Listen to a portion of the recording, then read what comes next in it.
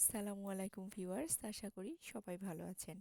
আজকে একটা ভিন্নধর্মী রেসিপি নিয়ে হাজির হয়েছি, তা হলো আলু দিয়ে মুরগির চামড়া ভুনা।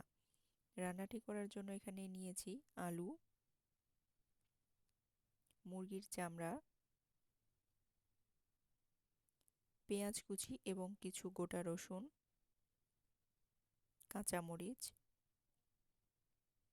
এখানে নিয়েছি আদা, রসুন এবং পেঁয়াজ বাটা, নিয়েছি কিছু গোটা জিরা এবং গরম মশলা। কড়াইয়ে তেল দিয়ে তার মধ্যে কিছু কাঁচামরিচ দিয়ে দিলাম। এবার এর মধ্যে দেব পেঁয়াজ কুচি এবং অল্প কিছু গোটা রসুন।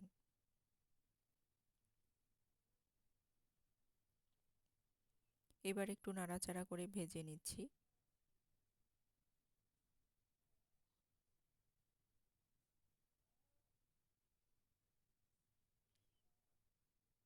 এবার এর মধ্যে দিয়ে দিলাম লবণ, পরিমাণ মতো হলুদ গুঁড়া এবং শুকনা মরিচ গুঁড়া। এবার একটু নাড়াচাড়া করে মিক্স করে নিচ্ছি। এরপর এর মধ্যে দিয়ে দিব গরম মশলা এবং আদা, রসুন ও পেঁয়াজ বাটা।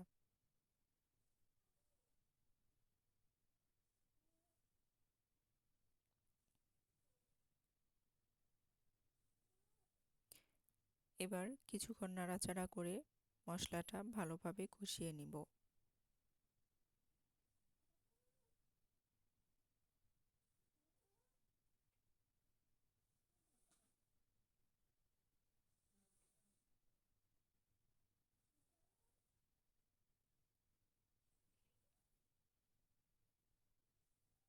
মশলা কষানো হয়ে গেছে, এবার মুরগির চামড়াগুলো দিয়ে দিচ্ছি।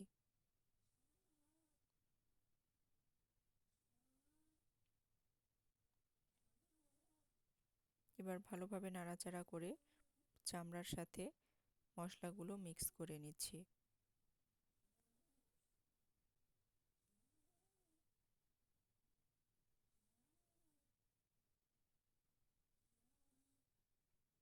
এখন কিছুক্ষণের জন্য ঢাকা দিয়ে রাখবো। কিছুক্ষণ পরে ঢাকনা খুলে তেজপাতা দিয়ে দিলাম। আবারও একটু ভালোভাবে নাড়াচাড়া করে ঢাকা দিয়ে রাখবো। কিছুক্ষণ পরে দেখা যাচ্ছে চামড়া থেকে কিছুটা পানি বের হয়েছে। এবার আলুগুলো দিয়ে দিলাম। একটু ভালোভাবে নাড়াচাড়া করে আবারও কিছুক্ষণের জন্য ঢাকা দিয়ে রাখবো।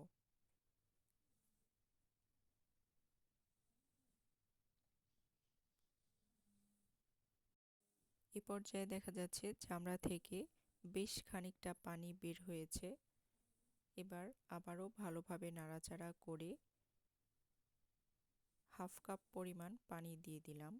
এই পানিতে চামড়া এবং আলু ভালোভাবে কষানো হয়ে যাবে। একটু নেড়েচেড়ে আবারও কিছুক্ষণ ঢাকা দিয়ে রাখবো। এই পর্যায়ে দেখা যাচ্ছে পানিটা ফুটে উঠেছে। একটু নাড়াচাড়া করে আবারও কিছুক্ষণ ঢাকা দিয়ে রাখতে হবে।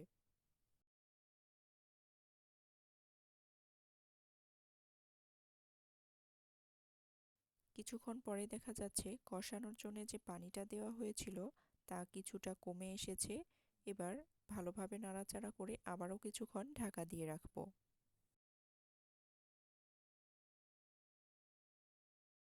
এই পর্যায়ে দেখা যাচ্ছে পানি অনেকটা শুকিয়ে গেছে এবং তেলগুলো উপরে উঠে এসেছে।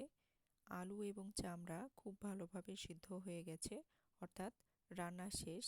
এবার চুলা থেকে নামিয়ে নেব।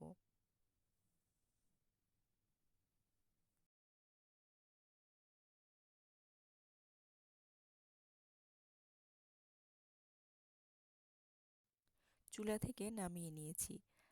আজকের এই রান্নাটা অনেকে পছন্দ করেন, আবার অনেকে করেন না।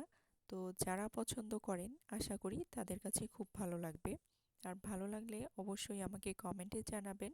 আর লাইক, শেয়ার এবং সাবস্ক্রাইব করে আমাদের পাশে থাকবেন। তো আজকে পর্যন্তই, সবাই ভালো থাকবেন। আল্লাহ হাফেজ।